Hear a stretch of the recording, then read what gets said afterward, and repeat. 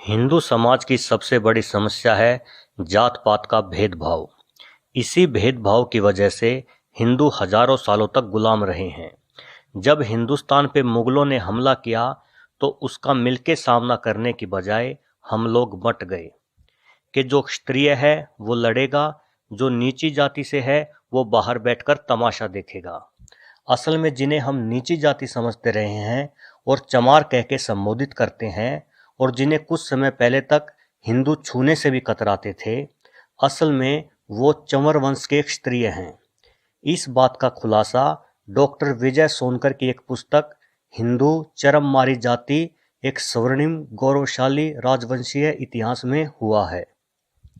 इस किताब में डॉक्टर विजय सोनकर ने लिखा है कि विदेशी विद्वान कर्नल टोड ने अपनी पुस्तक राजस्थान इतिहास में चंवर वंश के बारे में बहुत विस्तार पूर्वक वर्णन किया है। इतना ही नहीं, महाभारत के अनुशासन पर्व में भी इस वंश का उल्लेख है। वर्ण व्यवस्था को क्रूर और भेदभाव भरने वाले लोग विदेशी आक्रमणकारी थे। जब भारत पर तुर्कियों का शासन था, उस सदी में इस वंश का शासन भारत के पश्चिमी भाग में था। उस समय उनके प्रतापी राजा चंवर सेन थे। आज के समाज में जिनको चमार बुलाया जाता है, इतिहास में कहीं भी इस जाति का कोई उल्लेख नहीं है। ना ही प्राचीन काल में यह शब्द पाया जाता है और ना ही इस नाम की कोई जाति है। चमार शब्द का उपयोग सबसे पहले सिकंदर लोदी ने किया था।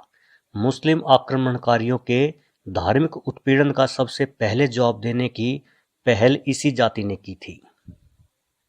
उन्हें दबाने के लिए सिकंदर लोदी ने बलपूर्वक उन्हें चरम के काम में धकेल दिया और उनका अपमान करने के लिए पहली बार उनके लिए चमार शब्द का उपयोग किया था। इस जाति के गुरु संत रैदास थे, जिन्होंने सारी दुनिया के सामने मुल्ला सदना फकीर को लड़ाई में हरा दिया था। मुल्ला फकीर ने अपनी हार मान ली और वह हिंदू बन गए, लेकिन सिकंदर लोदी गुस्से से आग बबूला हो गए। सिकंदर लोदी ने संत रैदास को जेल में डाल दिया, पर जल्द ही चंवर सेन के वीरों ने दिल्ली को चारों ओर से घेर लिया और सिकंदर लोदी को संत रैदास को छोड़ना पड़ा। इस वर्तमान पीढ़ी की विडंबना देखिए कि हम इस महान संत के बलिदान से अनभिज्ञ हैं।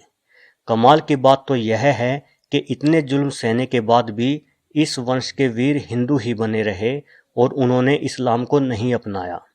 गलती हमारे समाज में है। हम हिंदुओं को अपने से ज़्यादा भरोसा वामपंथियों और अंग्रेजी के लेखन पर है। उनके इस झूठ के चलते हमने अपने भाइयों को, अपने दोस्तों को अछूत बना लिया।